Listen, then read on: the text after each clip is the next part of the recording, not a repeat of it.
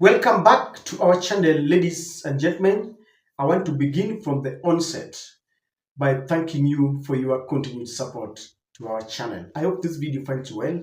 Allow me, before I get into the analysis of the day, to remind you of our 50 bob challenge that we are doing for our little lady who is studying at the Thika Medical College, Thika campus, and she had requested us to come out in a big way and help her. As we speak, we have gotten the school fees. What we are now trying to cover is the accommodation for a whole semester, which is 6 months. I already have 2 months, and I'm praying that we get the other 4 months. And then, of course, there are personal items. Currently, she's living with a friend, and we want to move her out so that she can get her own room. And we pray that someone will come and cover for us, or some people cover for the rest of the days. We want to buy a mattress and a bed, just a small one that is able to accommodate her, and then personal items, food items, how she's going to survive. That is what we are struggling with. And I'm just looking at maybe 500 to 1,000 people who are able and ready to sacrifice just 50 shillings.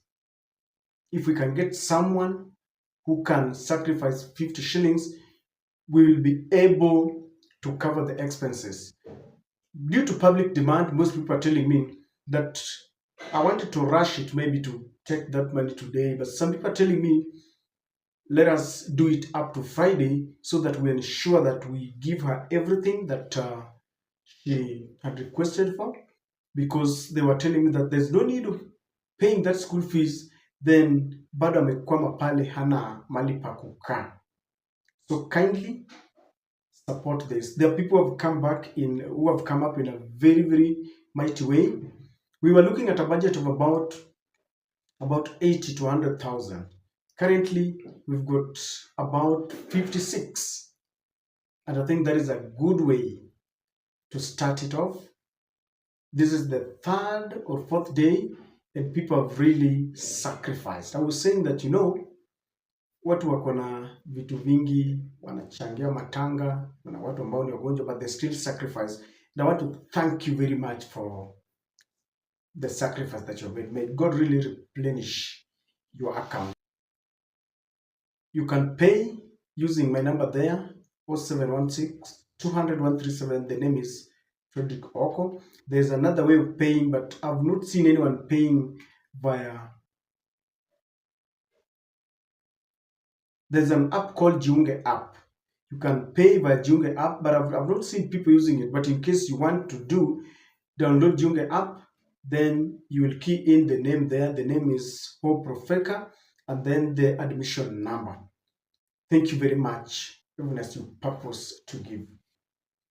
Several reactions are still coming from Kenyans after it was reported that about 12 youths were apprehended trying to break fence and get into State House, because the Reke squad that is responsible for a fortified security in State House reported that there was a standoff. I have a problem with that there was a standoff before they arrested the 12 youths. We are not told that they were armed, and they were only 12.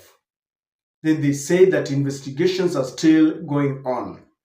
Now, several people are reacting to this, but first, this is the report.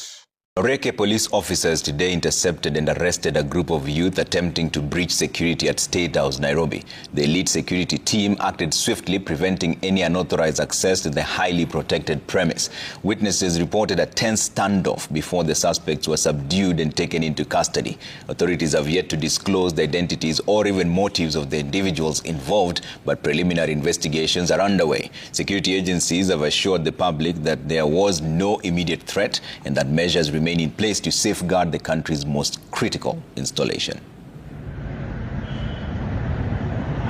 Now, in politics, things don't just happen, and politicians don't just speak, neither do they just undertake certain exercises? So we have to look at the timing of what happened. This is coming at a time, number one, when William Ruto and Raila Amolo Odinga have put a pen to paper that they want to work together. It is also coming at a time when Kenyans are rejecting this newfound union. And so I could be forgiven to think that this was a mere charade. And I'm trying to liken it to the events that took place in June last year, when we were told that the youth that had gone to the streets were being sponsored by none other than Rigathi Gachagua, and that Rigathi wanted to topple William Ruto's government. And I'm still wondering up to date, if Rigathi wanted to commit a coup, why is he still there, out there, large and campaigning? Meaning that this was not true.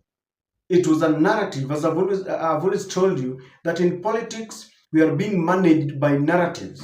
A narrative is given to justify why something has happened, or why something has not happened, or why something must happen. So it was a narrative that was sold to us. And if you look at the broad-based followers, they have bought that narrative. So I was thinking that maybe this is another attempt to create fear and to play with the emotions of the broad-based followers. I was listening to some people, and they were saying, unaona huyu jamaa ambaye alifukuza ameanza kutuma watu huko tena. Politics is about emotions. You simply play with people's emotions. And when you get staunch supporters, those who don't question orders,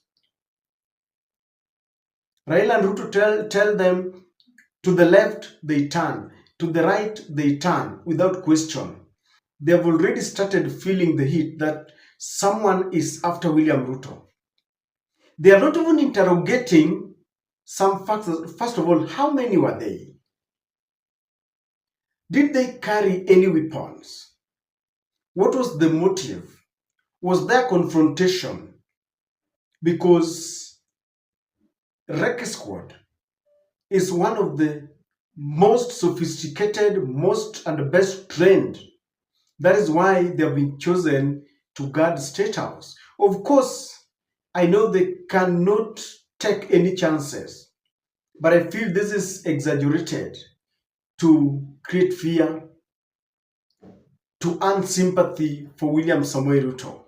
That there are some people who are after his life, knowing very well that this is not true.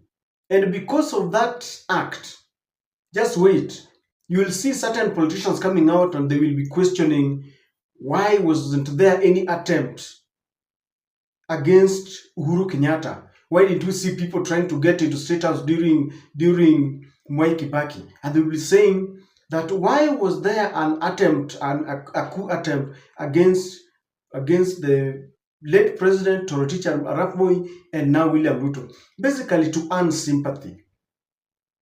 And number two, if that is the case, and of course I'm giving a hypothesis here, if that is the case, then it would also mean that they want to strengthen the broad-based government. Because some people will be asking, why do people want to get into State House when Raila has just gotten into an official union with William Samoei Ruto? They want to apportion the blame to someone who they want to say is not happy about the unity of William Ruto and Raila Amolo Odinga. And you know where the vector is pointing at, because that is what they want us to believe. They want us to believe that because Raila and William Ruto are uniting the country, are stabilizing the country, there are people somewhere who are not very happy. But there is another explanation. Some people are saying that there was nothing serious at all. I'm reading from Francis Gaido, who is saying that so apparently they had a crowd from Eastleigh. Today followed William Ruto back to State House. Over 50 made it in. There was a security operation to flush them out, and even borders all over the area were confiscated. It's like they hadn't been paid or demanded more since they knew that 2,000 Kenya shillings was allocated per person. You see how easy it is to occupy State House? Hii kitu sio rocket science. According to Francis Gaido, he's simply saying that there was a rally. And by the way, we want to believe that the crowd was mobilized to show the country that that in Nairobi they have embraced the broad-based union. It was meant to give William Ruto and Raila Amolo Odinga mileage. So that is what Francis Gaido is saying, that some of the very youths who attended the rally followed William Ruto to State House, expecting some payment, or they had been given part of the payment, so they went there to get the other part that was remaining. That is also corroborated by another person. Chege is saying that the 12 people arrested outside State House were mobilizers of today's PR events in Nairobi.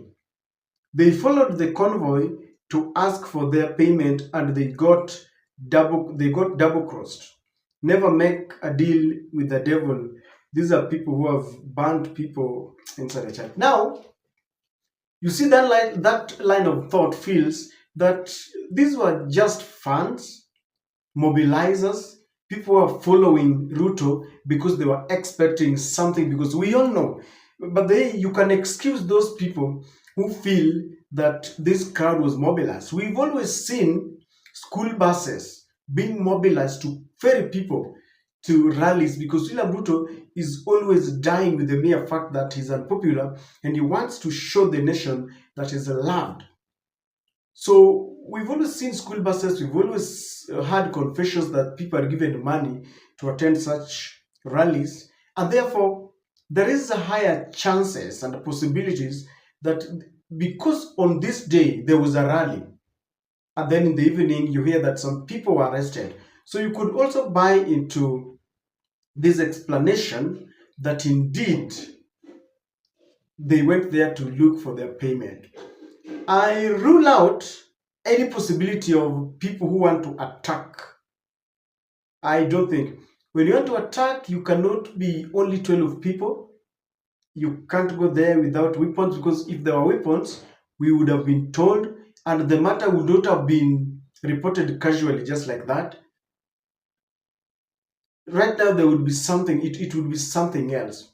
And I want to believe that they never posed any threat to the president.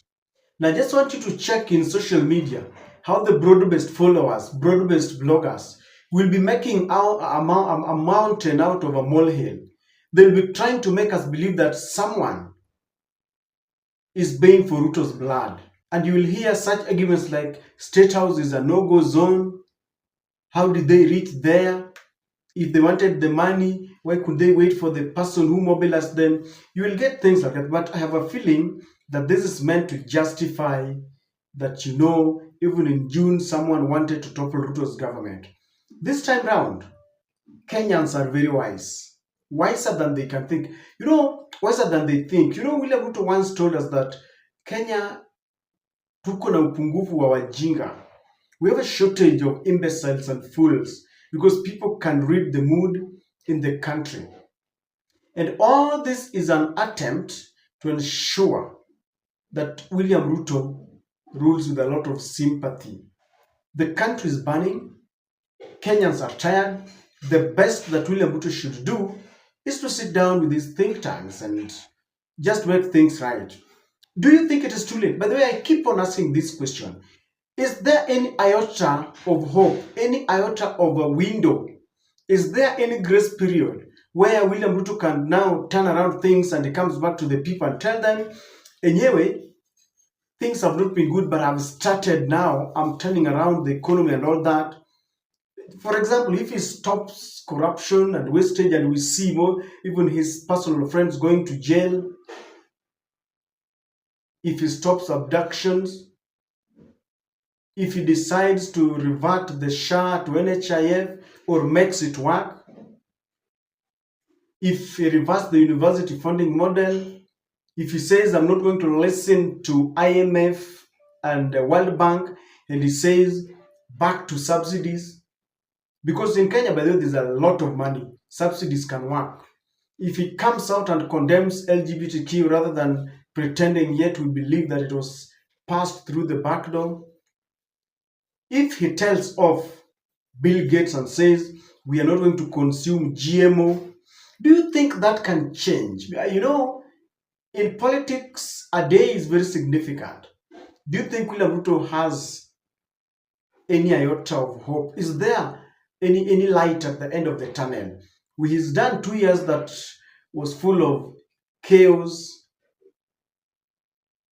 court cases, the housing levy, the GMO, Haiti thing. Most of Ruto's policies, the university funding model, they ended up in court.